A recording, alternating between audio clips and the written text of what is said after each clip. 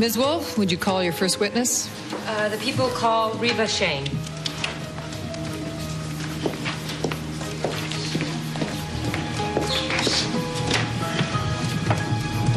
you swear to tell the truth, the whole truth, and nothing but the truth, so help you God?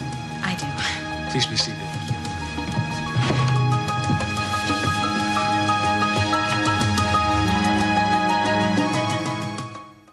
So you would categorize your relationship with the defendant as antagonistic? That would be the understatement of the century. But it wasn't always like that. I mean, when I first met Annie, I liked her. Despite the fact that she was married to your husband, a man that you were admittedly still in love with. That was an unfortunate situation for everyone.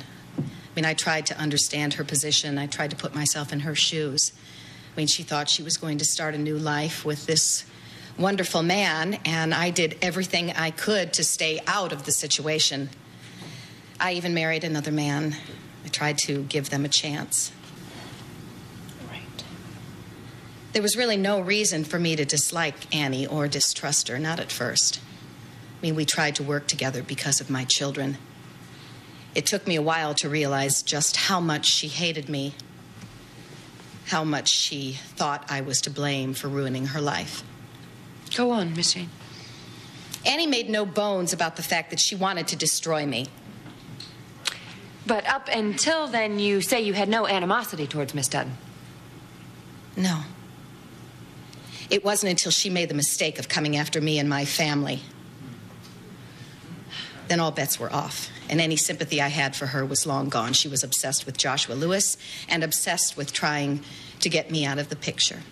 Miss Shane, you stated once before that Annie Dutton blamed you for all her problems, that she believed if it weren't for you, her life would be perfect. That's right. And would you say that the defendant acted maliciously, and that over time her intentions grew more malevolent, more vengeful towards you? To put it mildly, yes. And when did this begin? When she realized that Joshua Lewis didn't love her, that he was still in love with me and wanted us to be a family again. That was after a long, suffering struggle on his part and a lot of soul searching. He realized that his place was with us. And was that the first time that she tried to retaliate against you? Well, before she left town. Actually, it was before she broke out of jail. Objection, Your Honor, that's irrelevant. She tried to have me falsely accused of... Your Honor, objection. We are merely trying to set a pattern of the defendant's behavior, which grew more desperate and dangerous, Your Honor. I'll allow it. Miss Shane, Thank you. Would you please stick to the facts? Well, that's what I'm trying to do, Your Honor. I'm trying to tell the facts. Miss Shane, did you ever see Miss Dutton in a police uniform, referring to herself as a police officer and assuming the duties of a law enforcement official? Oh, yes. For months. Starting with her pretending to be looking for none other than herself. Herself? Well, yeah. I mean, when the word came down that Annie Dutton was possibly back in Springfield, there was a warrant for her arrest.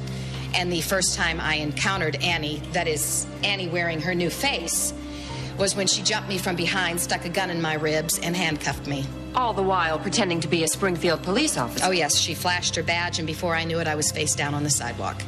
And when this matter finally cleared up, what reason did Annie Dutton, a.k.a. Terry DeMarco, give for attacking you and handcuffing you? She claimed she thought I was Annie Dutton. You? Oh, yeah. She said that she was new in town, that we'd never met, and that I fit the description of Annie Dutton from the police bulletin. It was just another one of Annie's sick little jokes. I must say she played the part of police officer to the T. I have to give her that. I mean, I saw her working as a detective. I saw her working in the police station, interviewing suspects in the stalker investigation. In fact, it was Annie who brought the expert in on the case, the gentleman who administered the drug to one of the suspects, the mind-altering drug SL-422. SL-422. That would be the same drug that Detective Cooper testified yesterday was stolen from the evidence box. The same drug that was being fed to Joshua Lewis. Your Honor, the witness continues to make ridiculous leaps of logic. Overruled. The drug and Miss Dutton's involvement in bringing it in for police use have been established. Oh, were there any other incidents where Miss Dutton was impersonating a police officer. Oh, yes. There was an afternoon when I came home and found Ms. Dutton in my house. Actually, she was upstairs in my bathroom. She said that she was investigating an intruder, that she was there on official police business. In your bathroom? What was she doing? Drugging Joshua Lewis. Your Honor, do we have any proof? There is no proof. Well, I'm sorry. He keeps his aftershave in that bathroom. You draw your own conclusion. Please, Ms. Shane, I don't want to tell you again. You know Stick what, to the Your facts. Honor, I'm just trying to make you understand. I'm just trying Ms. Shane. to make you see that that was not her worst crime. Impersonating an officer, putting a lot of people in this courtroom in danger, including her partner, Frank Cooper. She committed a worse crime than that. And what was that, Miss Shane? She impersonated someone who was a friend of ours. Someone who we trusted.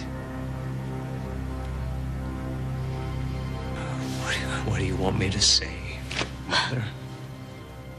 That this marriage is a charade. That in a moment of weakness, you developed feelings for a girl who murdered your brother and then used those feelings to manipulate you, humiliate you into sparing her life, and you hoping all along that she would learn to care for you, and all along she was hoping to destroy you. Tell me I'm wrong.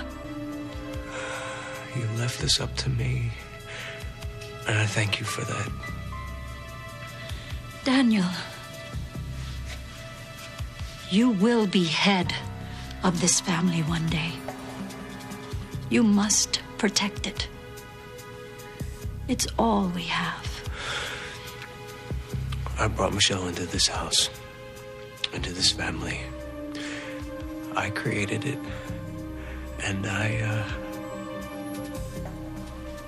I'll put an end to it.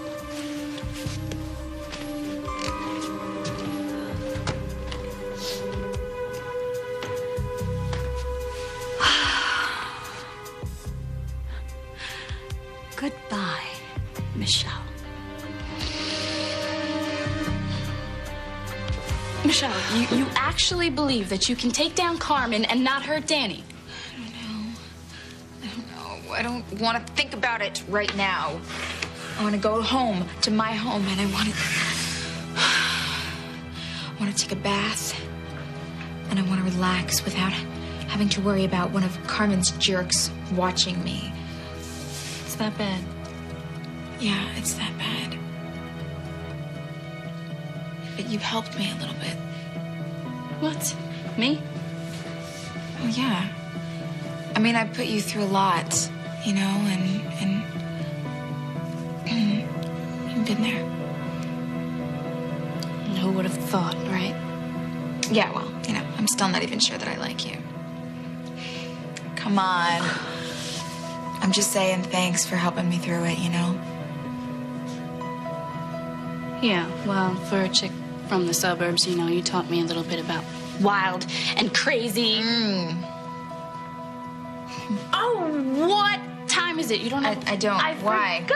I forgot. I'm being interviewed by a magazine today. I figured it would be good publicity for Millennium, so they want to do a whole story about me, you know, daughter of a famous record producer and getting yada, yada, yada, you know. Anyway, they want pictures of me when I was a kid, so... Ugh. So what? They're here? Yeah. Oh my gosh. Okay. Do that? Yeah, do you mind? Come on, please, All right, please. I'm such a sucker for this stuff. I can't even tell you. Look at these composition books from... This is a riot. Oh, they want pictures. They got pictures. Look at this. This looks like a cool guy. That is a cool guy. That's my dad.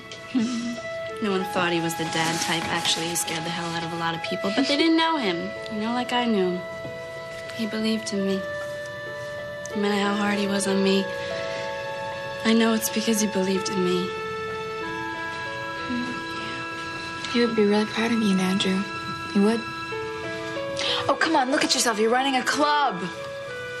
Successful. I hope so. stuck in a book. What?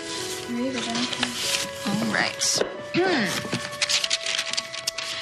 Dear Mrs. Jacobs, congratulations on your new child. This sounds like this was written on the day you were born. This is so cool. She's a beautiful little girl, and I could tell by the looks on your faces that you love her very much. I know that you will give her a good home and a chance at a better life. What? Nothing. It's just, I mean, it's a... I know you will give her a good home and a chance at a better life. I know you will love her like your own. Like your own. Like your own. What is that something you say when you adopt someone? Isn't that... Oh, my gosh. Mr. and Mrs. David Jacobs, 150 Wilbur Street, Avenue, Beverly Hills, California. Don't be sorry for me. This is wrong. This has to be wrong. What about what that little witch Annie did? What's her part in this, huh? You think that women don't use men? You think we don't do things like that? You're always in control. You're calling all the shots. Well, I've got news for you, my friend. That's not the case, all right? Women can manipulate men. They can turn their heads around. They wrap them around their little finger until they don't know which end is up and make them do things they wouldn't normally do. This excuse you're just making excuses for. Yeah, I know plenty of women like that. Hell, I was a woman like that. Look, I did a stupid thing. Eleni, listen to me, please, listen. You're gonna stand here and you're gonna listen. It was a kiss. It was one kiss. Come on, you know how lawyers are. Ben Warren, he twisted this whole thing around to make it much more than what it was. Don't pacify me. Then what do you want me to say? Tell me how it felt when you kissed her. How could this happen? I don't know. As God is my witness, I don't know. I can't explain it.